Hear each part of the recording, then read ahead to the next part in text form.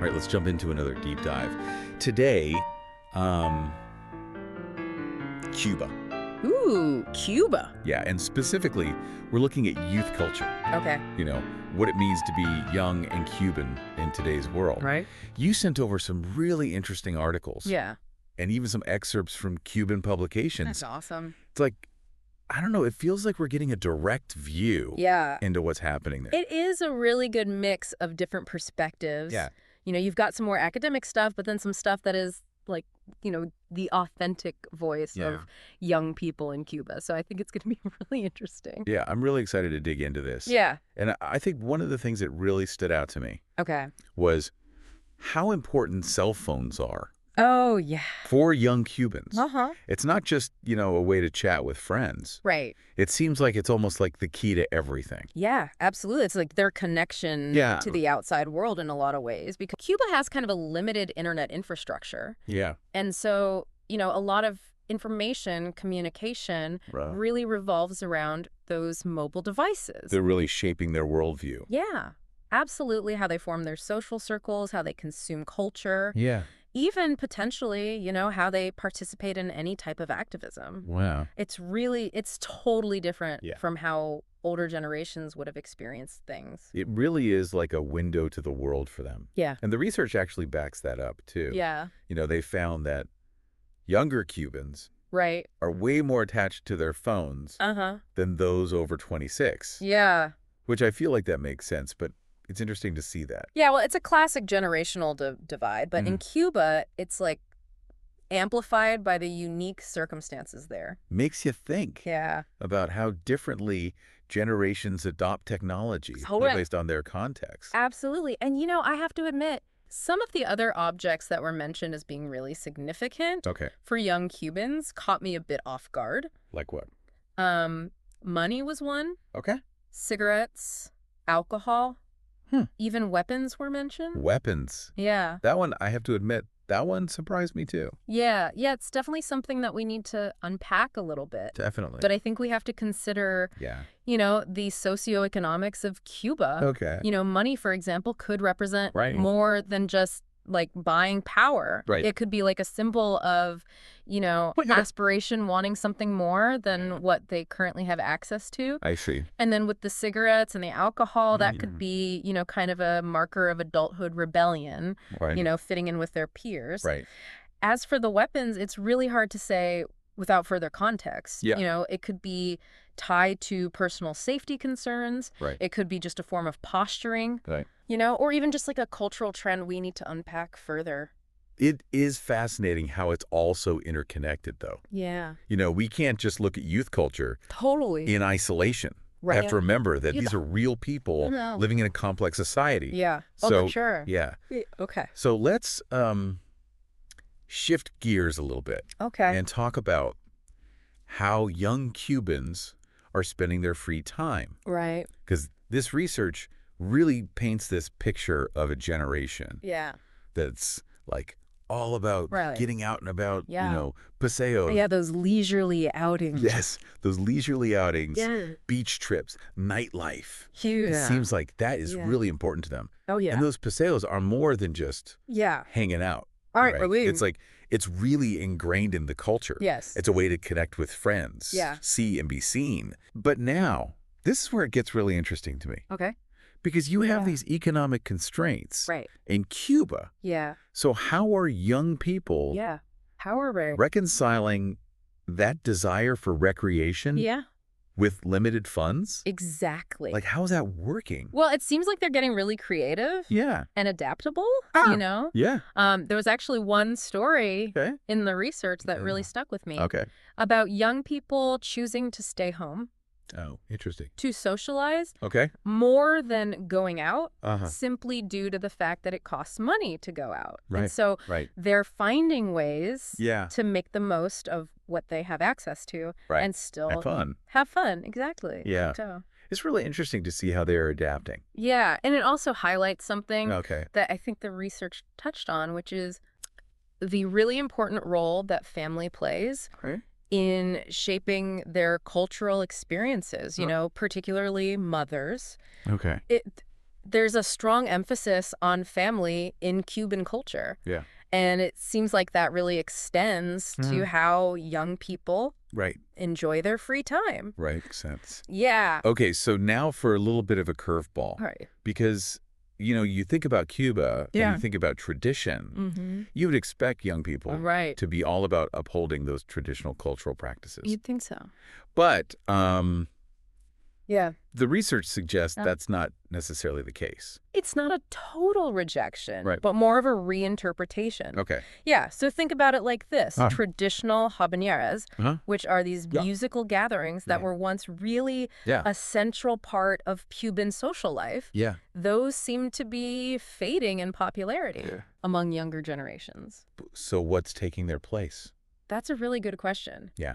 What's really interesting is the research mentioned things like taking selfies. Oh, wow. And getting Facebook likes. Interesting. As a new kind of tradition. So it's like they're taking this concept of tradition. Yeah, exactly. And adapting it to fit their digital world. Absolutely. It's a really... Selfies is tradition. Yeah.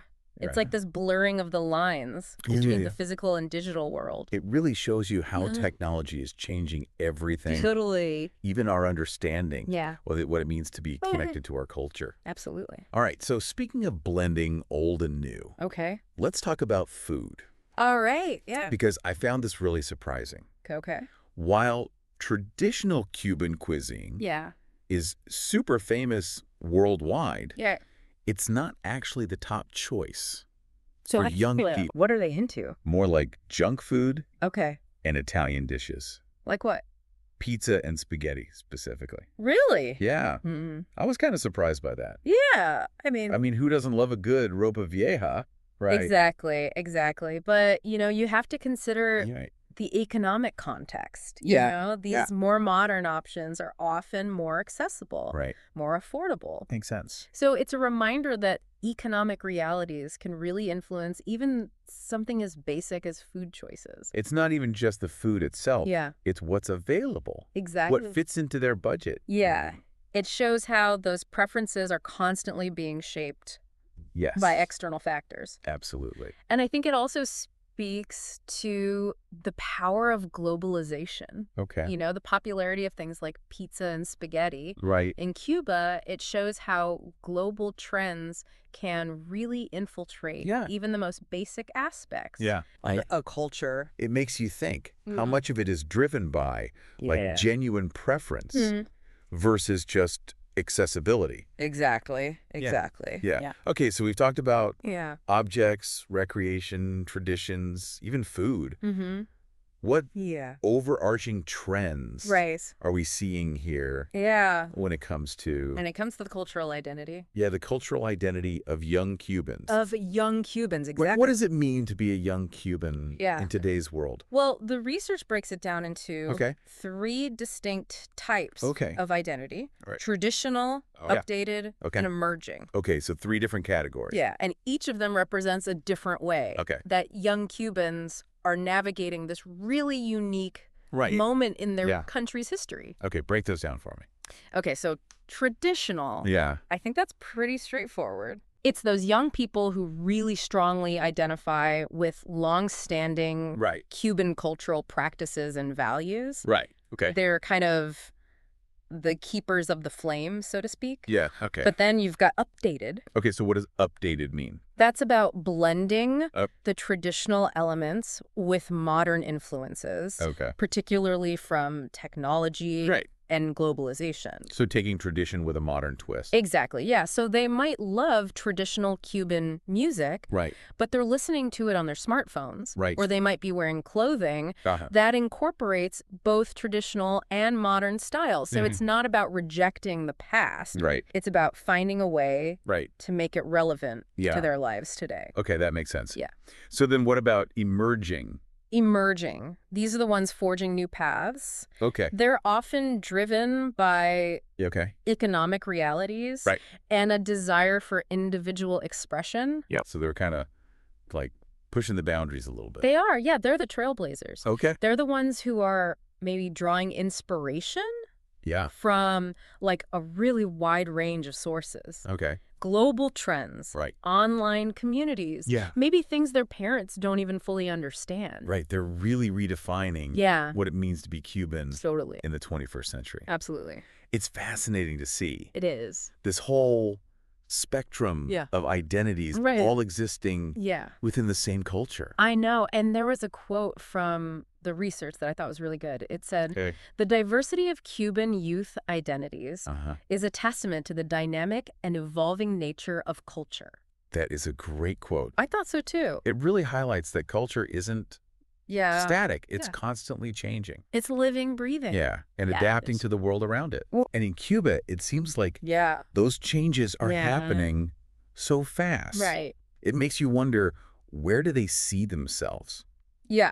What does it actually mean to be young and Cuban today? And how is that identity being shaped by forces like globalization and technology? All these big things. You know? Yeah, I think to answer those questions, we need to dig a little bit deeper into how these different types of cultural identity are actually playing out in everyday life. All right. You've got me hooked. Let's do it. All right. So we're back, and I'm really curious to hear more about this updated Cuban identity. Yeah. You know, this blend of the old and the new. Yeah. Well, I think we have to remember, for young Cubans, tradition isn't just something, you know, you read about in a textbook. Right, yeah. It's like woven into their lives. It's the family gatherings, the music, the food, all these things that are just... It's who they are. Part of who they are, exactly. Yeah. But they're also growing up in a world where they're exposed to all these global trends, technology, you know, new ways of thinking. It's like, how do you make tradition relevant to your life? How do you make it fit? As a modern young person. Exactly. Yeah. And they're finding really creative ways to bridge that gap. So what does that actually look like? Well, like, they might love traditional Cuban music, like son or timba, but they're listening to it on their smartphones. Or even, you know, remixing it with electronic beats. Oh, wow. So like a modern take. Yeah, exactly. On the traditional sound. Like taking that soul of the music, but giving it a modern sound. I like that, yeah. Yeah. What about other aspects of their lives, though? Like, fashion, for example. Oh, yeah. Fashion is a great example. Okay. You see young Cubans rocking like these vintage guayaberas, but they're pairing them with, you know, modern sneakers, accessories. So it's a fusion. It's a total fusion of style. That reflects their blend of cultures. Exactly, yeah. It's like a whole new aesthetic. It is. It's like Cuban, but with a global twist. Yeah, I like that. Yeah. It makes me wonder, how much of this is conscious and how much is just organic? That's a good question. You know? Yeah, and I think it probably varies from person to person. All right. Some might be very intentional about incorporating both traditional and modern elements. Okay. Whereas others might just be doing it subconsciously. It's just how they express themselves. Yeah, exactly. You know, it makes me think, too, about how even here, trends are constantly shifting. Oh, yeah. You know, what's in one day, you gotta be the next. Yeah, totally.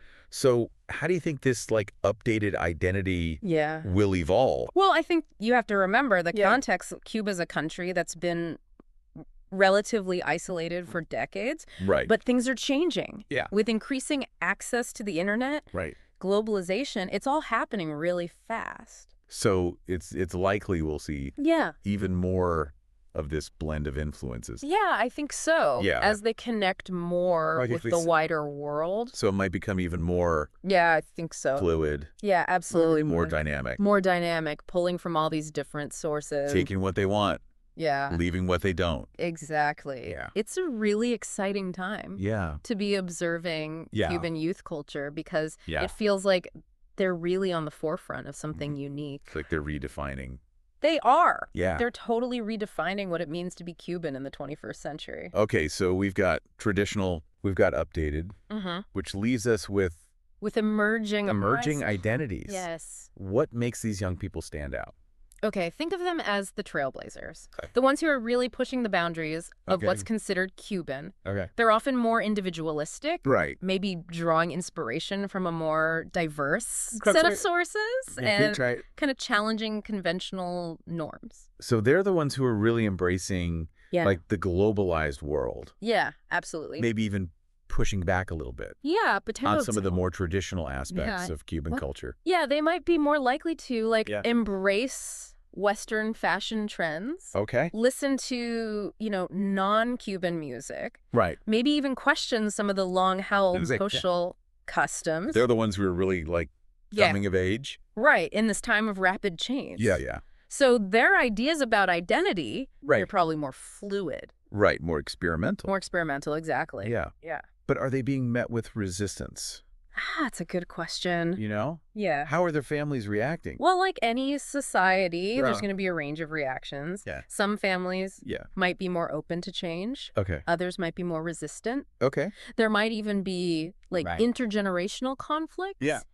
As they're challenging the values and beliefs of their elders. Exactly. Yeah, it's like that classic, because remember we talked earlier about how they might be unintentionally discouraging some traditional practices, but also cracking down on certain forms of youth expression. It's a bit of a contradiction. Yeah, it is. It's like they want to preserve Cuban culture, but they also want to control how it evolves. Yeah, exactly. Which, that tension, I think, really reflects a larger struggle within Cuban society as a whole. It's like this balancing act. It is. Between preserving the past and adapting to the present. Totally. And it's made even trickier by the fact that Cuba's been so closed off. Right, exactly. For so many years. For so long. And now those barriers are starting to crumble. They are.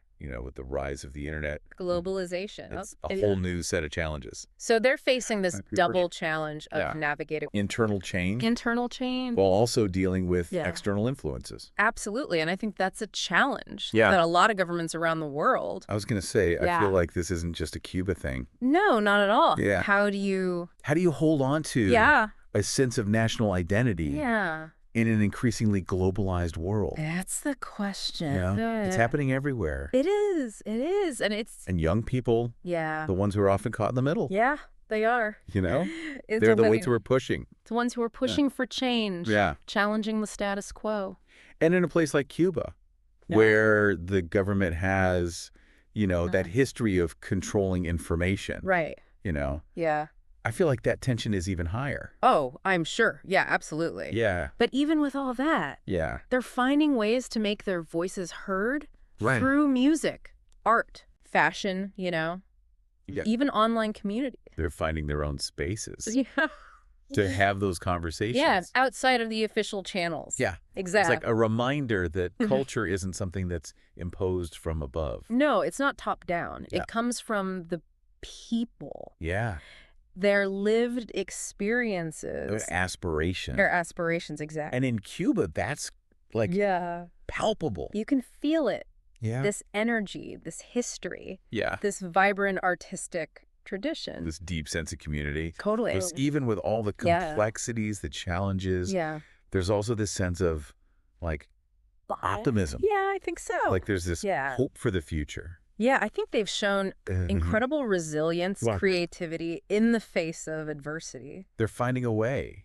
They are. To make it work. They're resourceful, adaptable, passionate about their culture. Okay, so I'm feeling hopeful. Yeah. Good. But we still haven't answered. The big question here. The future. What does the future hold for our Cuban youth culture? Yeah, what's next?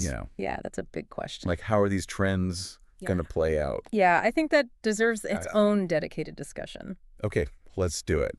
All right, so we've covered a lot in our deep dive into Cuban youth culture. We have. This blend of tradition and modernity, pushing boundaries, carving out their own spaces. It's really fascinating. It is. But now, the big question. It's the future. What does the future hold? Well, predicting the future of any culture is a tricky business. It really is. Yeah. But I think, based on your research, I think we can make some educated guesses. Okay, what do you think? Well, I think technology is going to play an even bigger role. Okay. As internet access expands in Cuba. Young people are going to have even more opportunities to connect with the outside world. Okay. Share their own stories. Access new ideas and influences. It's like opening up a whole new world of possibilities for them. Absolutely. But doesn't that also create challenges? Yeah. Because we've talked about how the government seems to be a little wary. Yes, they are. Definitely going to be. Certain types of self-expression. Facing pressure to adapt to this new reality. To keep up with the times. And find that balance, between cultural preservation and then the increasing demands for, freedom of expression and access to information. It's a tough spot for them to be in. Yeah, for sure. So it sounds like the government's role in all of this is going to be really interesting, even more important moving forward than ever. Yeah. But what about the young people themselves? Right. How do you think? Yeah, how are they going to deal with it? They will navigate all of this. Well, I think they're going to continue to be agents of change. Okay. They're going to use their creativity and resourcefulness to push those boundaries. Okay. Experiment with new forms of expression. Challenge the status quo. So it's not just about It's not passive. reacting to what the government's doing? No, it's active. It's about them taking control. taking control of their own destiny. Shaping their own future. Exactly. Okay. It's really going to be them who drive the evolution of Cuban youth culture. They're at the wheel. They are blending those global influences with their own traditions. These own experiences. Absolutely. Yeah. It's going to be fascinating. It is, but I keep thinking about, those economic realities that we talked about. Yeah, that's a big piece of the puzzle that we can't forget. How is that going to affect all of this? Well, I mean, the economic situation in Cuba is going to play a role. Yeah. I mean, if those opportunities remain limited,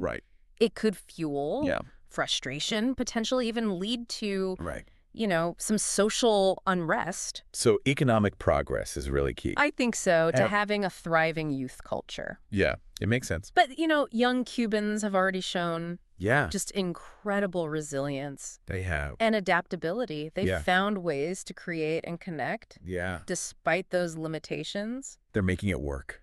They are, yeah. So I guess the future of Cuban youth culture is a mix. Is this mix of possibilities, amazing possibilities, but challenges, challenges. Yeah. But no matter what happens, it seems pretty clear it's all going to come down that the young people are going to be at the heart of it.